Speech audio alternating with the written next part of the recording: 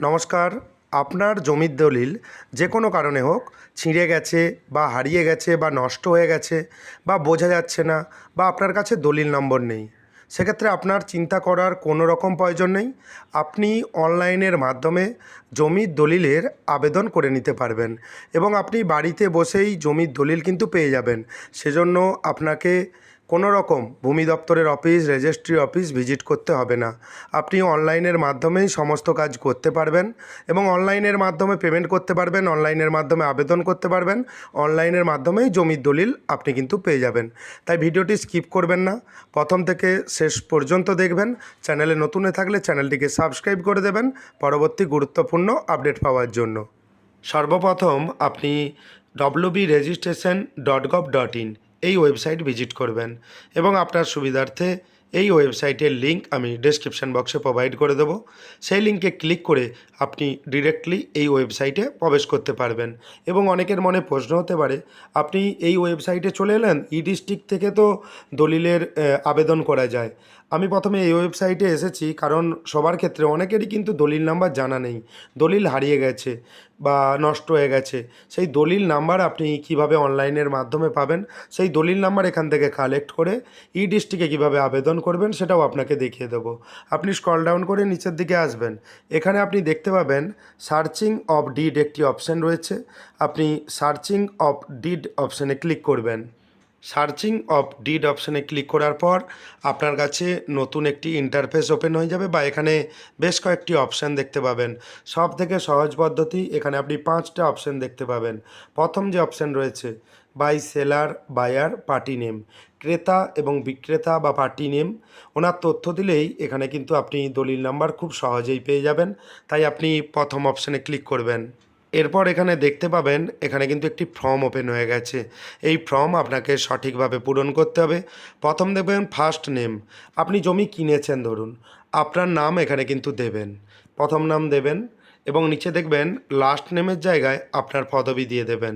তারপর দেখতে পাবেন ইয়ারের একটি অপশান রয়েছে, এখানে কোন ইয়ার দেবেন, যেই ইয়ারে জমিটি রেজিস্ট্রেশন হয়েছে সেই ইয়ার কিন্তু এখানে দেবেন। যদি না ইয়ার মনে থাকে, আপনার তো একটু স্বাভাবিকভাবেই মনে থাকতে পারে যে 10 বছর আগে কি জমি কিনেছেন, কি 20 বছর আগে কিনেছেন, না 2-4 বছর আগে জমি কিনেছেন, সেই রকম হিসেব করে আপনি কিন্তু দিয়ে দেবেন। দেখলেন হয়তো 2019-এ জমি কিনেছেন, আপনি এখানে 2019 দিয়ে দেবেন। 2019-এ কোনো তথ্য পাওয়া গেল না, সেক্ষেত্রে 2020 দিয়ে দিতে পারেন। জমি রেজিস্ট্রেশনের যে ইয়ার বা সাল রয়েছে সেটা আপনাকে কিন্তু সঠিকভাবে দিতে হবে। এরপর দেখতে পাবেন ডিস্ট্রিক্ট হোয়ার রেজিস্টার্ড। ডিস্ট্রিক্ট হোয়ার রেজিস্টার্ড, কোথায় রেজিস্ট্রি হয়েছে বা কোন জেলায় রেজিস্ট্রি হয়েছে, এখানে অল একটি অপশান রয়েছে, এখানে আপনি ক্লিক করবেন। ক্লিক করে নেওয়ার পর কোন জেলায় আপনি রেজিস্ট্রেশন করেছিলেন সেই জেলার নাম এখানে দেখবেন। সমস্ত জেলা রয়েছে পশ্চিমবঙ্গের, এখান থেকে জেলা আপনি সিলেক্ট করে দেবেন। সিলেক্ট করে দেওয়ার পর নিচে দেখতে পাবেন সিকিউরিটি কোড একটি অপশান রয়েছে। নিচে দেখবেন যেই সংখ্যাটি লেখা রয়েছে বা যেই লেটার লেখা রয়েছে ঠিক একইভাবে সিকিউরিটি কোডের জায়গায় দিয়ে দেবেন, যাকে আমরা ক্যাপচা বলে থাকি। দেওয়ার পর নিচে দেখবেন একটি ডিসপ্লে অপশান রয়েছে, আপনি ডিসপ্লে অপশানে ক্লিক করবেন। ক্লিক করার পর দেখতে পাবেন এখানে আপনি যেই নাম দিয়েছেন সেই নাম দেখতে পাবেন এবং ওনার বাবার নামও এখানে কিন্তু দেখতে পাবেন। আপনি যেই নাম দিয়েছেন সেই নামে যতজন ওই সালে রেজিস্ট্রি করেছে সমস্ত তথ্য কিন্তু এখানে আপনি দেখতে পাবেন। আপনি স্ক্রল ডাউন করে নিচের দিকে আসবেন এবং মিলিয়ে নেবেন, কারণ যার নাম দিয়েছেন তার নাম লেখা থাকবে বা আপনার নাম লেখা থাকবে, আপনার বাবার নাম লেখা থাকবে, আপনার ঠিকানা লেখা থাকবে।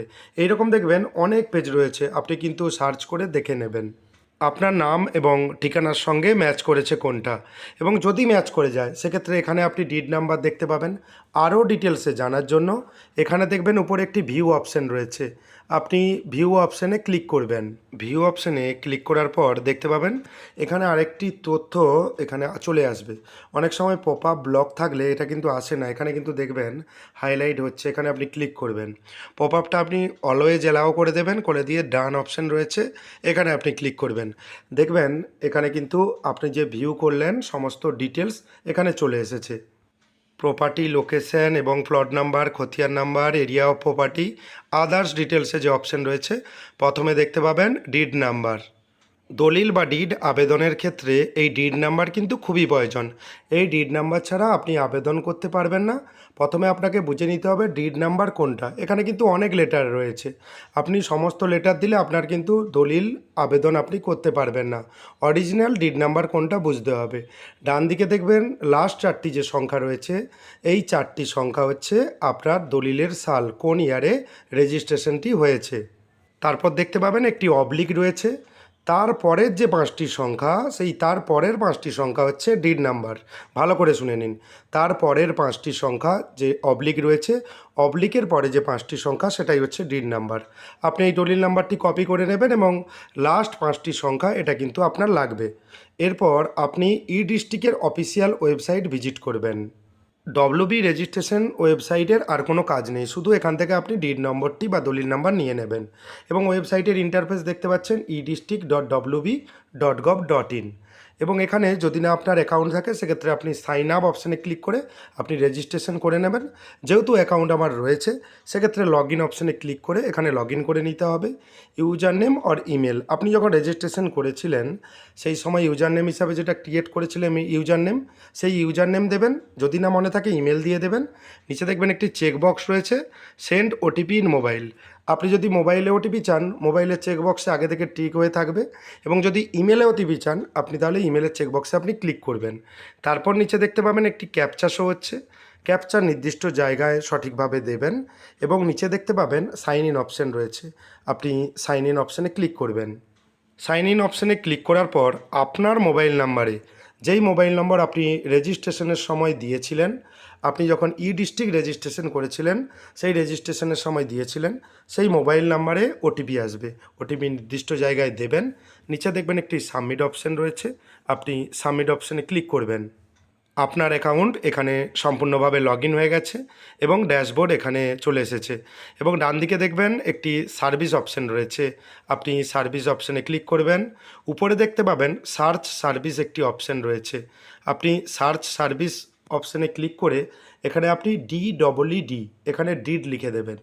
ডিড লেখার পর এখানে দেখতে পাবেন certified copy of register did, এই অপশানে ক্লিক করবেন। ক্লিক করার পর কিছুক্ষণ সময় নেবে, অপেক্ষা করবেন। দেখবেন আপনার কাছে একটি ফর্ম ওপেন হয়ে গেছে।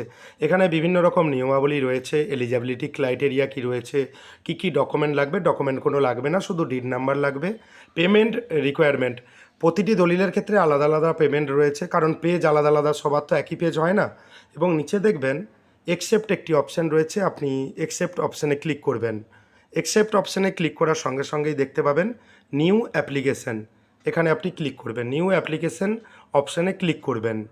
ক্লিক করার সঙ্গে সঙ্গেই এখানে আরেকটি অপশান দেখতে পাবেন, certified copy of register did, এই অপশানে আপনি ক্লিক করবেন।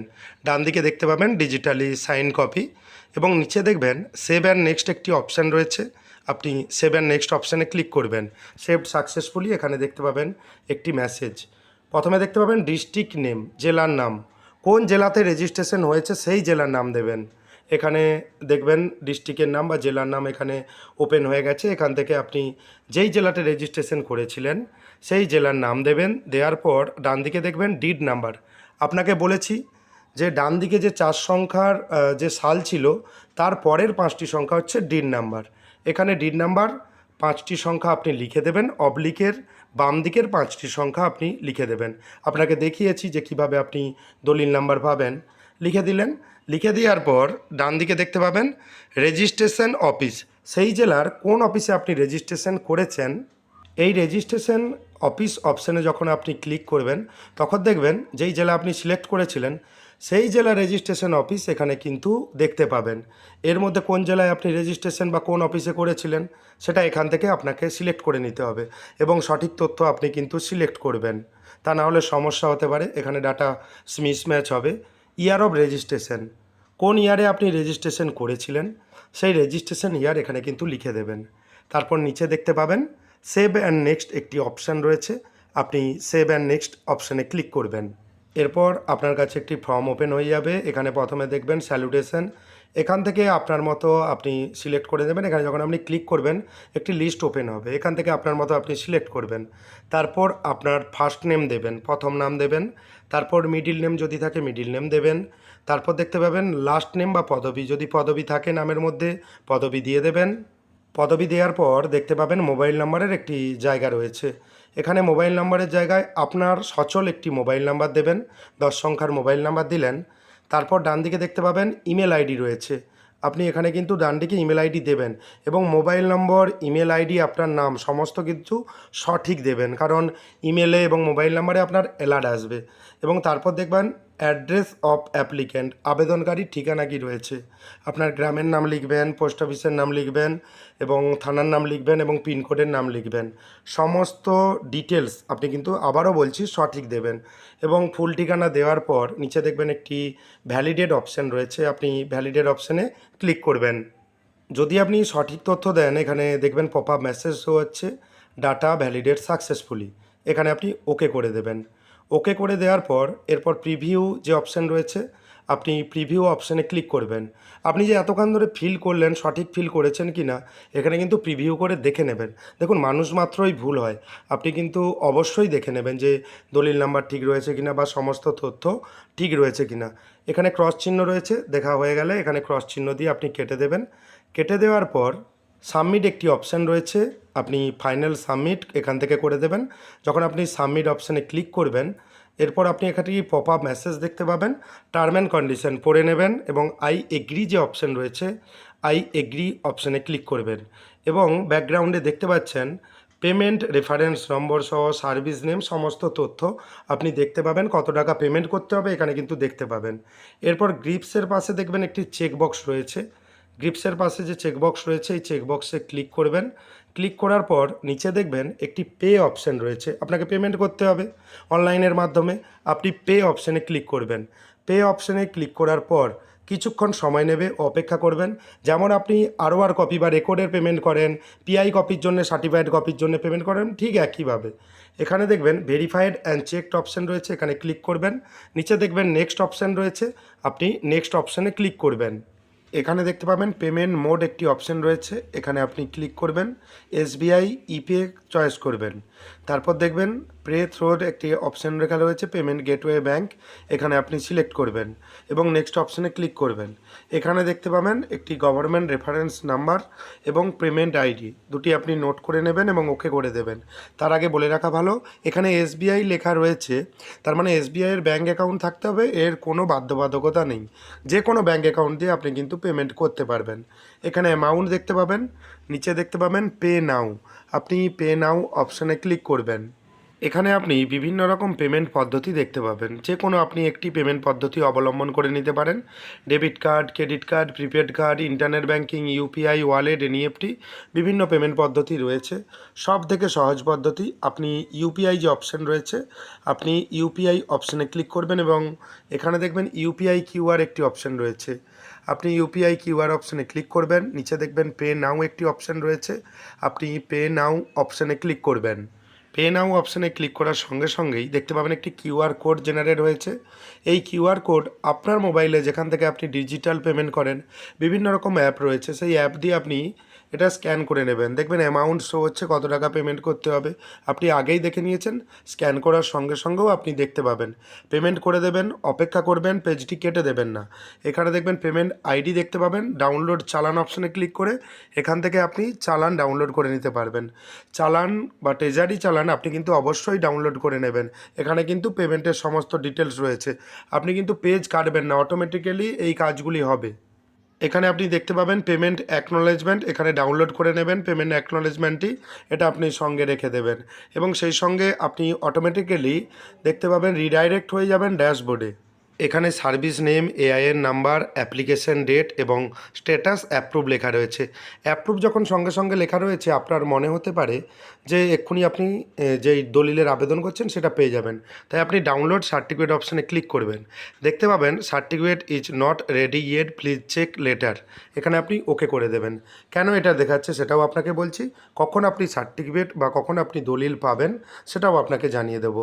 এখানে আপনি যখন স্ট্যাটাস দেখবেন সেখানেও কিন্তু লেখা রয়েছে অ্যাপ্রুভ। এখানে রিমার্ক দেখতে পাবেন যে অ্যাপ্লিকেশান অ্যাপ্রুভ সাকসেসফুলি, আপনি যে আবেদন করছেন সেই আবেদন সাকসেসফুলভাবে অ্যাপ্রুভ হয়ে গেছে। অনেকের ইন প্রসেস থাকে, পেন্ডিং থাকে, এখানে কিন্তু আবেদনের কোনো রকম ভুল নেই, আবেদনপত্রটি অ্যাপ্রুভ হয়ে গেছে, পেমেন্টও কমপ্লিট হয়ে গেছে। এখন প্রশ্ন হলো আপনি দলিলের সার্টিফাইড কপি কবে থেকে ডাউনলোড করে নিতে পারবেন। আপনি তো এখন ডাউনলোড করছেন, এখন কিন্তু রেডি এখনও পর্যন্ত হয়নি, আপনি ডাউনলোড করতে পারছেন না। সেক্ষেত্রে আপনি পুনরায় ডিস্ট্রিক্ট পোর্টাল লগ ইন করে এইভাবেই আপনি স্ট্যাটাস দেখতে পারবেন এবং এখান থেকে আপনি যে ডাউনলোড অপশান রয়েছে ডাউনলোড অপশানে ক্লিক করে যদি অ্যাপ্রুভাল হয়ে যায় সেক্ষেত্রে আপনি সার্টিফাইড কপি দলিলের ডাউনলোড করে নিতে পারবেন এবং আপনি 24 ঘন্টা পর ট্রাই করবেন বা চেষ্টা করবেন, কারণ মিনিমাম 24 ঘন্টা সার্টিফাইড কপি আপলোড হওয়ার টাইম লেগে যেতে পারে এবং বিভিন্ন অফিসের বিভিন্ন রকম সময় লাগতে পারে, কারণ অফিসের কাজের উপর ডিপেন্ড করে। বিভিন্ন অফিসের যে কাজের প্রেসার থাকে, প্রেসার বিভিন্ন অফিসে বিভিন্ন রকম আপনারা জানেন, তাই আপনি লগ ইন করে স্ট্যাটাস এভাবেই দেখে নেবেন, অ্যাপ্রুভ হলে ডাউনলোড করে নেবেন। সেজন্য অফিসে যাওয়ার কোনো রকম প্রয়োজন নেই, আপনি আপনার মোবাইল, ল্যাপটপ বা ডেস্কটপ থেকে আবেদন করে খুব সহজেই দলিলের সার্টিফাইড কপি ডাউনলোড করে নিতে পারবেন। ভিডিওটি কেমন লাগলো জানাবেন। যদি চ্যানেলে নতুন হয়ে থাকেন পরবর্তী গুরুত্বপূর্ণ আপডেট পাওয়ার জন্য চ্যানেলটিকে সাবস্ক্রাইব করে দেবেন এবং ভিডিওটি যদি ভালো লাগে লাইক করে দেবেন এবং ভিডিওটি বেশি বেশি করে বন্ধুদের মধ্যে শেয়ার করবেন। ধন্যবাদ।